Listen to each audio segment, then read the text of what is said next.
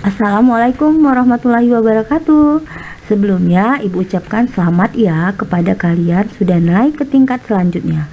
Alhamdulillah di kelas 3 ini Ibu masih mengampu pelajaran kimia khusus kelas kalian.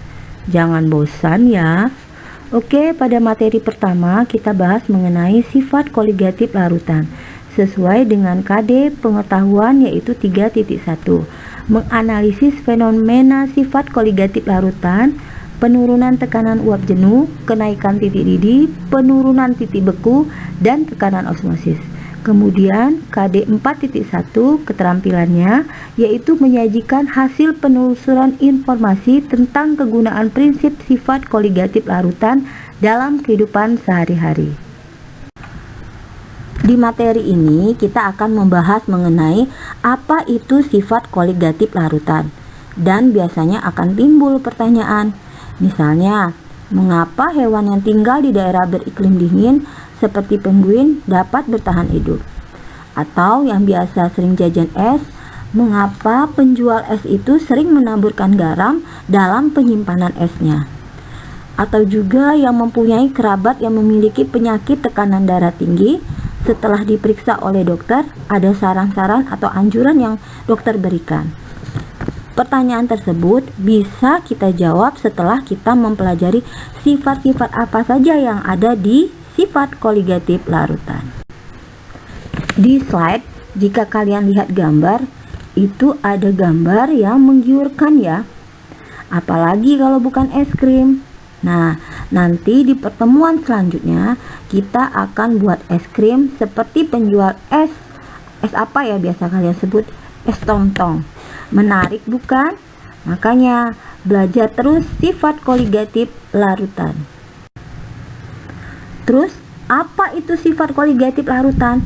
Sifat koligatif larutan adalah sifat-sifat larutan yang tidak bergantung pada jenis zat terlarut, tetapi hanya bergantung pada partikel terlarutnya saja. Adapun sifat koligatif meliputi tekanan uap, penurunan titik beku, kenaikan titik didih, dan tekanan osmotik. Sebelum mempelajari sifat koligatif larutan, kalian harus mempelajari terlebih dahulu satuan apa saja yang digunakan dalam perhitungan sifat koligatif. Oke, seperti yang Ibu sebutkan tadi, sebelum mengetahui perhitungan dari sifat koligatif, kita akan mempelajari terlebih dahulu satuan apa saja yang digunakan dalam perhitungan sifat koligatif. Pada pertemuan ini kita akan membahas masalah kemolalan atau lambangnya M. M-nya M kecil, beda dengan waktu kelas 11, yaitu M-nya besar, berarti molaritas. Kalau ini kemolalan. Nah, kemolalan lambangnya N kecil. N itu adalah jumlah mol zat terlarut. P itu massa pelarut dalam kilogram. Kilogram ke gram, berarti dia 1000 gram. Jadi jika massa larutan dinyatakan dalam gram, M kecil sama dengan N kali 1000 per P atau pelarut. Sekarang contoh molalitas atau lambangnya M kecil. Berapakah molalitas yang dibuat dengan melarutkan 0,6 gram urea, lambang urea CONH2 2 kali dalam 100 gram air? Ingat, rumus molalitas tadi sama dengan N atau mol dikali 1000 per P. Di sini kita terlebih dahulu mencari mol atau lambangnya N kecil sama dengan gram per mr. Setelah didapat mol yaitu 0,01 atau 0,6 dibagi 60 sama dengan 0,01 dikali 1000 per P pelarutnya tadi adalah air yaitu 100. Jadi didapatlah molalitasnya adalah 0,1 molal. Fraksi mol itu kita lambangkan dengan X, yaitu menyatakan perbandingan jumlah mol zat terlarut atau pelarut terhadap jumlah mol larutan.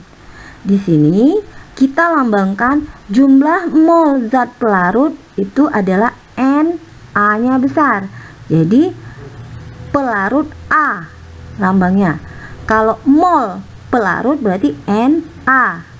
Sedangkan jumlah mol zat terlarut itu Nb-nya besar, berarti untuk zat terlarut.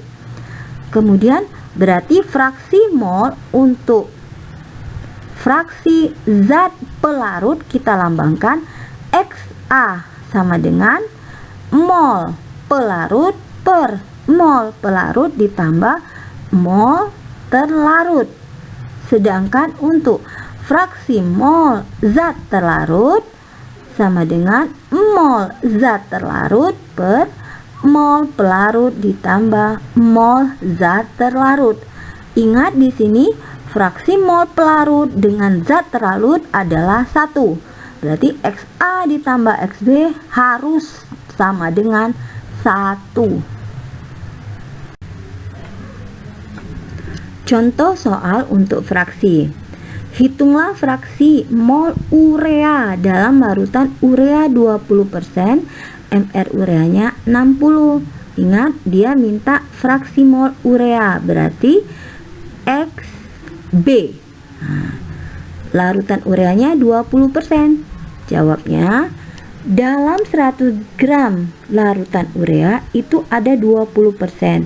Maka artinya terdapat 20 gram urea, berarti sisanya adalah 80 gram air. Jadi kita masukkan rumusnya, kita cari terlebih dahulu mol untuk pelarut atau mol air. Na sama dengan gram per mR. Gramnya tadi 80 gram air per mR air, mR H2O berarti 18 gram. Kita dapat adalah 4,44 mol. Kemudian baru kita cari mol urea. Mol urea 20 gram dibagi mR urea 60. Hasilnya 0,33 mol. Kemudian baru kita masukkan fraksi urea atau fraksi zat terlarut, lambangnya Xb. Rumusnya Nb per Na tambah Nb. Maka didapat fraksi mol urea 0,069. Dapatkah kalian mencari fraksi mol air atau fraksi mol pelarut? Tentu dapat ya, karena ingat Xa tambah Xb itu nilainya harus 1.